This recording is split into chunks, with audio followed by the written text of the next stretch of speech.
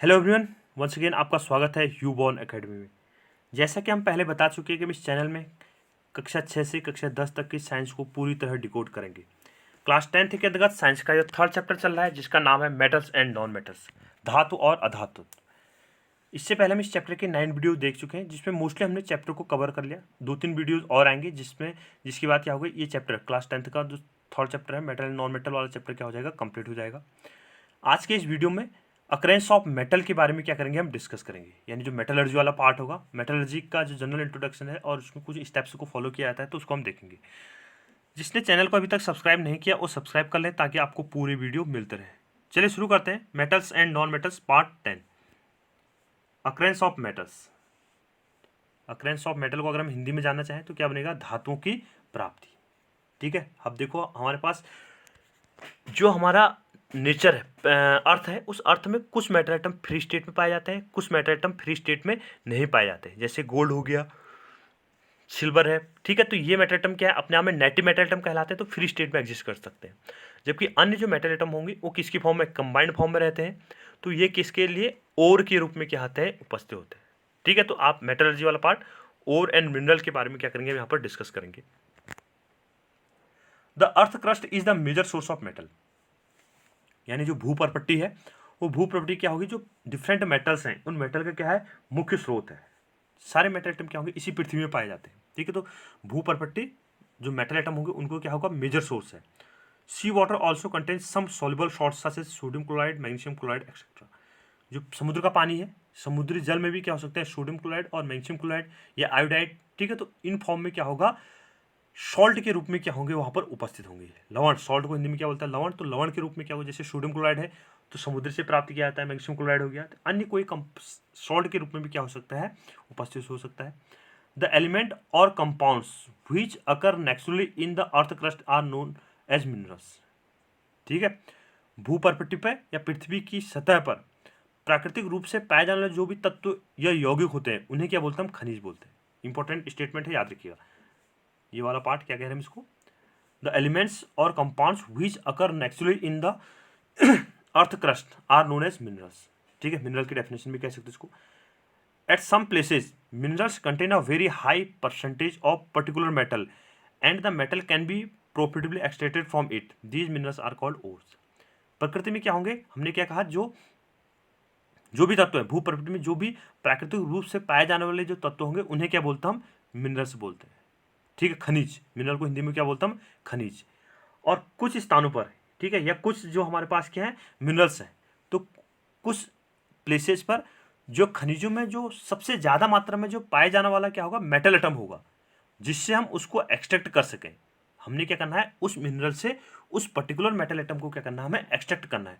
Extract करने के बाद हमें प्रॉफिट होना चाहिए, और हमें कुछ ना कुछ क्या होना चाहिए, प्रॉफिटेबली।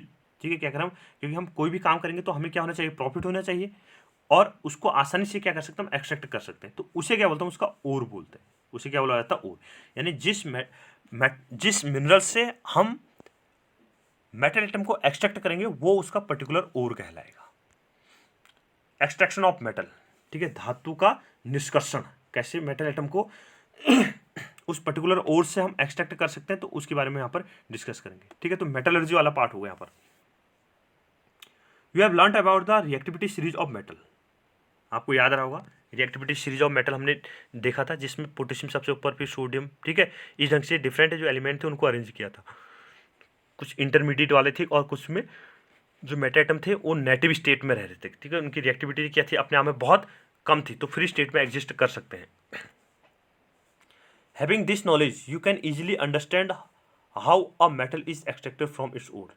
जो आपकी रिएक्टिविटी सीरीज है वो अगर आपको अच्छी तरीके से आती है या उसका आपको नॉलेज है, तो तभी क्या कर सकते हैं, आप मेटल को आसानी से क्या कर सकते हैं, एक्सट्रैक्ट कर सकते हैं। Some metals are found in the earth crust in the free state, some are found in the form of their compounds. ठीक है, इसको मैं पहले बता चुका हूँ। कुछ मेटल एटम क्या होंगे, अर्थ में फ्री स्टेट में रह सकते हैं, जबकि अन्य मेटल एटम फ्री स्टेट में नहीं रह सकते। तो उनकी रिएक्टिविटी अगर ज़्यादा रिएक्टिव होगा तो फ्री स्टेट में नहीं रह पाएगा, अगर रिएक्टिविटी क्या होगी, कम होगी, तो फ्री स्टेट में आसानी से एग्जिस्ट कर सकता है।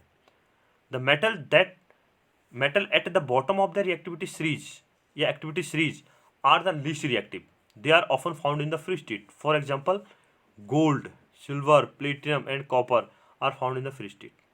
ठीक है, जो मेटल एटम रिएक्टिविटी सीरीज में सबसे नीचे थे वो क्या हो सकते हैं, फ्री स्टेट में एग्जिस्ट कर सकते हैं, और जो क्या होंगे सबसे टॉप में थे जैसे sodium, potassium, calcium, magnesium, zinc, तो इनकी रिएक्टिविटी क्या होती है, बहुत ज़्यादा होती है, तो फ्री स्टेट में एग्जिस्ट नहीं कर सकते। ठीक है, स्वतंत्र रूप से नहीं रह सकते, जबकि गोल्ड हो गया, प्लेटिनम हो गया, सिल्वर हो गया, तो फ्री फॉर्म में क्या हो सकते हैं, एग्जिस्ट कर सकते हैं।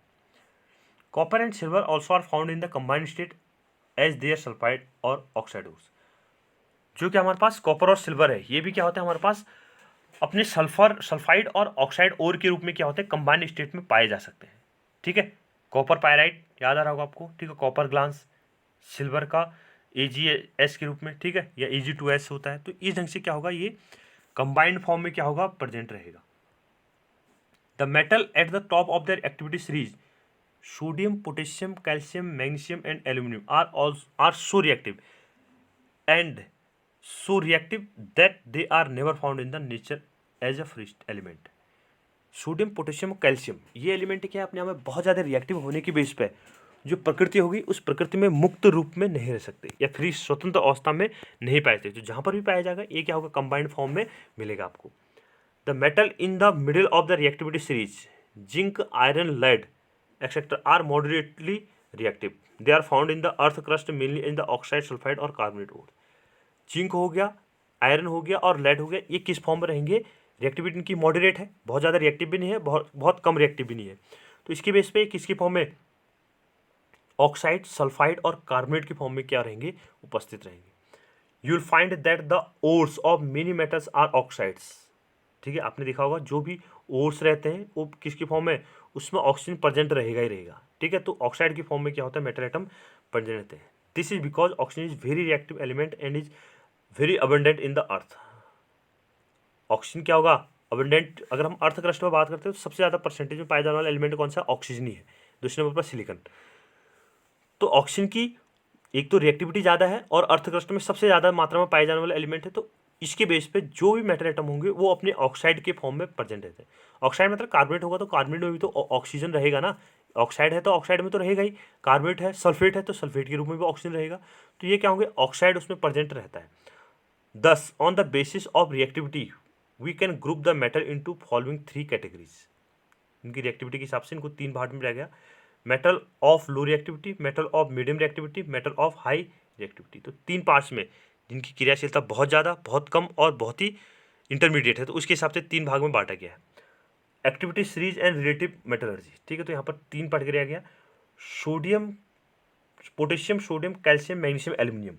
ठीक है, तो ये क्या हमारे पास इलेक्ट्रोलाइसिस मेथड से इसको सेपरेट किया था, तो ये क्या अपने आप में बहुत ज़्यादा रिएक्टिव मेटल एटम है। जिंक, आयरन, लेड, कॉपर, तो ये क्या reduction with using carbon, carbon के साथ रिडक्शन के थ्रू इनको एक्सट्रैक्ट किया जाता है, तो इनकी रिएक्टिविटी क्या होगी, मॉडरेट रिएक्टिविटी होगी, मध्यम वर्ग की होगी।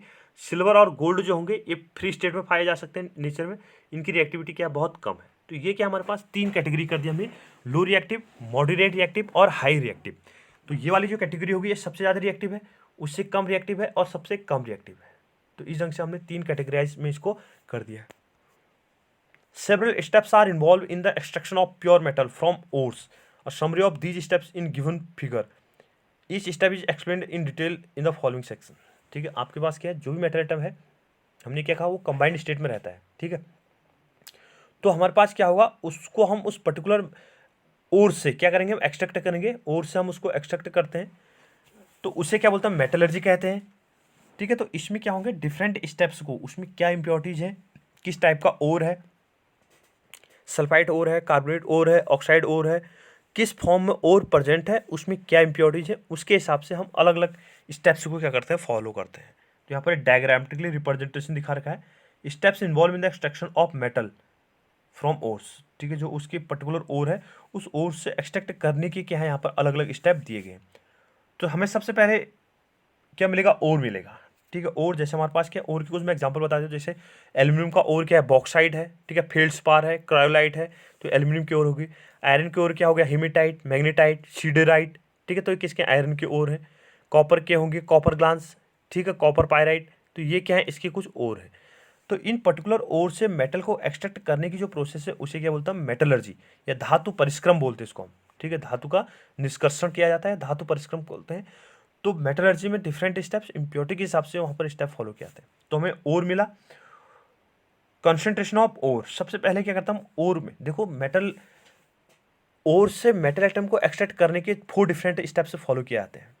ठीक है, पहले क्या हमारे पास कंसंट्रेशन ऑफ ओर, ठीक है, अयस्क का सांद्रण।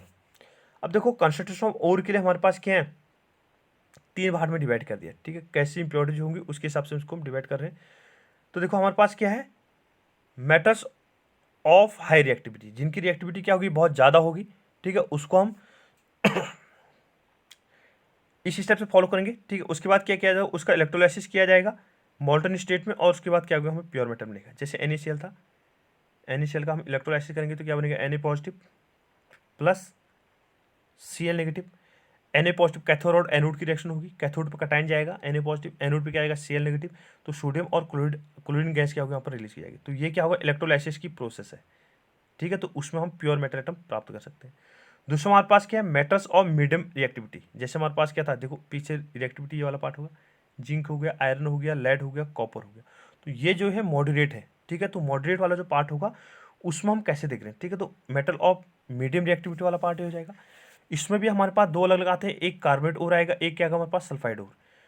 कार्बोनेट ओर को हम क्या करते हैं, कैल्सिनेशन के थ्रू आगे बढ़ते हैं। ठीक है, कैल्सिनेशन को हिंदी में क्या बोला जाता है, निस्तापन। तो जिसमें क्या होगा, कार्बोनेट और होगा, तो उसको जैसे हमारे पास जिंक का कार्बोनेट था, ZnCO3 था, इसको हमने हीट किया तो क्या बनेगा, ZnO प्लस CO2। जिंक का कार्बोनेट को हमने कर दिया। कैल्शियम कार्बोनेट था, कैल्शियम कार्बोनेट को भी हम ऐसे करेंगे, CaCO3, इसको हीट किया तो क्या बनेगा, कैल्शियम का ऑक्साइड प्लस कार्बन डाइऑक्साइड। तो ये प्रोसेस क्या कहलाती है, कैल्सिनेशन की प्रोसेस कहलाती है। उसके बाद अगर सल्फाइड और होगा, ठीक है, जैसे हमारे पास क्या है, CuFeS2, CuFeS2, iron copper pirate है, आयरन पायरेट, कॉपर पायरेट होगा, आयरन पायरेट नहीं, कॉपर पायरेट। ठीक है, तो इसमें कॉपर होगा तो इसको फॉलो कर सकते हैं। या हमारे पास क्या था, ZnS था, ZnS प्लस O2 से हमने इसको रिएक्शन कराया तो हमारे पास क्या बन जाएगा, ZnO प्लस SO2। तो ये क्या है, कौन सी रिएक्शन है, सल्फाइड ओर की रिएक्शन है। तो इसको हम सल्फाइड ओर को ऑक्सीजन से रिएक्शन कराया जाता है तो उसे क्या बोलते हैं, हम रोस्टिंग की प्रोसेस बोलते हैं, उसे क्या बोलते हैं हम, रोस्टिंग की प्रोसेस। तो यहाँ पर ऑक्साइड ओर में कन्वर्ट हो जाएगा। ठीक है, जो ये PbS है, लेड गलेना है, जो भी होंगे, जो भी सल्फाइड ओर होगा उसको हम रोस्टिंग प्रोसेस के थ्रू, रोस्टिंग को हिंदी में बोलते हैं भर्जन, तो भर्जन के थ्रू क्या करते हैं, इसको आगे बढ़ाते हैं। उसके बाद क्या बनेगा, हमें ऑक्साइड ओर मिल गया। ठीक है, ZnO मिल गया, या CaO मिल गया, या Cu2O मिल गया, तो ऑक्साइड ओर के रूप में क्या होगा, हमें ओर मिल जाएगा। मेटल एटम क्या होगा, ऑक्साइड रूप में आ जाएगा। ऑक्साइड ऑफ मेटल को हम क्या करते हैं, आगे रिडक्शन के लिए भेजते हैं। ठीक है, किसके लिए, धातु का अपचयन करेंगे।